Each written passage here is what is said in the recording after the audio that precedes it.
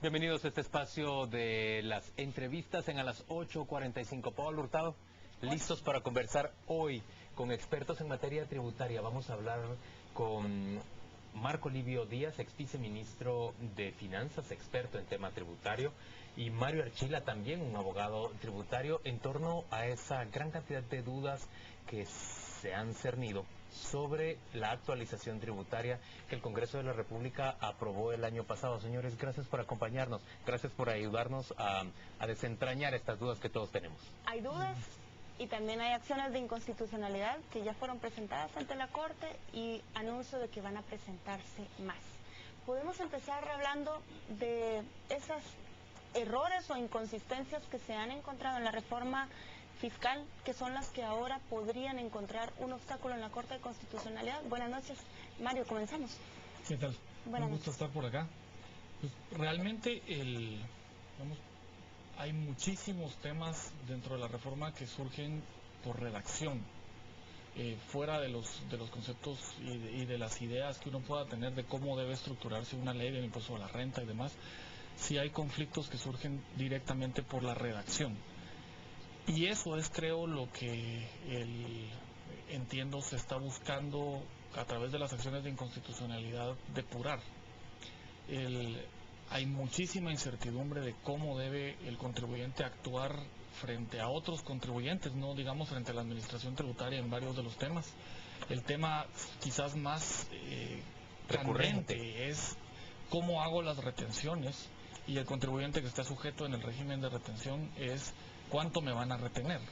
Y luego, ¿qué hago al final del mes con todos estos papelitos o correos electrónicos que dicen que me retuvieron? ¿Qué hago con eso? Porque hay grandes lagunas que vía interpretación nos dan dos o tres posturas, y eso no puede existir. Y digo, podrá existir en algún otro tipo de leyes, podrá existir en un código civil, en alguna definición de algún contrato, pero en una ley tributaria que lo que tiene es un régimen sancionatorio si la incumplo. Y si tengo duda de cómo aplicarla y me aplican una sanción por la incertidumbre, Licenciado Díaz, ¿qué es lo que a usted más le consultan las personas que se acercan a su despacho? Bueno, yo creo que en primer lugar el tema de las retenciones, que está muy difícil. La ley eliminó la posibilidad de que los grandes contribuyentes o los contribuyentes ordenados, los inscritos al régimen especial, estuvieran sujetos al pago directo. Y eso genera un trabajo muy grande. Por ejemplo, cómo retenerle a las telefónicas. Uno no puede ir a un banco y decir, ahora pago menos y aquí está mi constancia, o le mando constancia después. Eso está generando un caos realmente en el sistema. La propia tarifa del impuesto opcional ahora es 5 y 7, es 6, algo que debería ser muy claro en una ley. Ahora ¿Hay ambigüedad al respecto? Hay ambigüedad, hay muchas interpretaciones por un transitorio que lo incluyen en la ley. Creo que esos son los temas que tal vez más se están generando en estos momentos que empezamos a aplicar la ley, un caos en el sistema tributario. Pero estas dudas habían surgido el año pasado. ¿Qué pasó? ¿Por qué hasta ahora tratan de resolverse a través de la Corte de Constitucionalidad y no fueron escuchadas antes? ¿Por qué no fueron planteadas antes tampoco? Bien, realmente sí hubo el esfuerzo por técnicamente resolver algunos de esos problemas, y se manejó una mesa técnica de discusión entre Ministerio de Finanzas, Administración Tributaria y sector privado, en el que se trataron los temas específicamente de la confusión operativa que daba. No se entró a temas de profundidad sobre estructuración, sobre justicia, no se entró a esos temas filosóficos que deberían inspirar un sistema tributario, sino se entró a temas operativos. Sino las cuestiones operacionales. La retención, ¿cómo vamos a pagar? ¿Cuánto hay que pagar? No puede ser la retención así. El Congreso estableció una tarifa quebrada para el contribuyente en el opcional simplificado y le pone 5% a los primeros 30,000, 7% arriba de 30,000 de facturación mensual, pero los siguientes artículos dicen retención del 7%.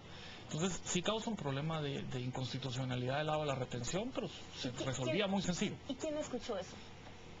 El proyecto, hasta donde yo tengo entendido, está listo. y quedó entrampado en el proceso del Ejecutivo enviar el proyecto de ley al Congreso y el Congreso aprobarlo antes del 1 de enero del 2013. Pero entonces el punto es que con hacer unas modificaciones en la actualización tributaria sería suficiente para eliminar estas ambigüedades, estas dudas, y se haría más fácil el pago de los impuestos. Mi pregunta es, ¿se reduciría o se eliminaría algo de lo que el fisco esperaba ganar en términos de ingresos con esas modificaciones de las que está hablando Mario? Y entiendo que ninguna de las modificaciones eliminaba realmente recaudación prevista. Era puramente operativo, tal vez alguno de las redacciones de gastos deducibles, había alguna discusión ahí está demasiado limitado y entonces... ¿Y por qué entonces no pasarlo rápidamente por el Congreso? Si yo quisiera apelar sobre eso, yo creo que como guatemaltecos y al país le urge certeza en las leyes tributarias. Eso nos aleja inversión extranjera. Imagínense un inversionista que encuentra este panorama, los propios inversionistas guatemaltecos les causa grandes problemas, los de pequeños márgenes como se comentaba. Urge que el Congreso arregle estos pequeños problemas y que la reforma se consolide, porque no podemos estar en esa incertidumbre ni al Estado, ni los contribuyentes, ni los peritos contadores, ni los contadores públicos. Creo que el sistema está muy entrampado y urge una reforma de esos temas puntuales, aunque no haya un acuerdo global en algunos temas más de fondo, que solucionen un poco la operatividad de la aplicación de la ley. ¿Usted piensa que es factible que la reforma fiscal la voten, que se venga abajo totalmente? Yo creo que no. Creo que necesitamos hacer un esfuerzo por mejorar esos controles, esos puntos, pero creo que incluso a Guatemala no le conviene un retroceso, una reforma tributaria. El Estado necesita algunos recursos para atender salud, educación, infraestructura. El tema de la transparencia es otro tema, pero tenemos que comprender los guatemaltecos que sí necesitamos recursos, ya que tenemos muchas carencias. Y en ese sentido deberíamos de estabilizar el sistema, que podamos tributar correctamente, de acuerdo a la ley, y tal vez seguir la discusión en algunos puntos donde todavía hay mucha diferencia de criterios de fondo. Bueno, ese sería lo ideal, pero Mario, que es abogado tributario, ¿qué posibilidad hay de que esas reformas se vengan abajo todas y no solamente algunos de los artículos? De los lugares y de la información que he tenido con otros colegas sobre la posibilidad de interponer acciones de inconstitucionalidad, además, ninguna, salvo el tema de circulación de vehículos, que algunos han dicho a esto hay que interponerle inconstitucionalidades y demás por el pago es excesivo, etcétera, todo ese tipo de discusión. Pero ¿cuál sería la base para interponerle, digamos, un recurso o una inconstitucionalidad al incremento en el impuesto de circulación de vehículos? ¿Que no podemos pagarlo quienes conducimos vehículos?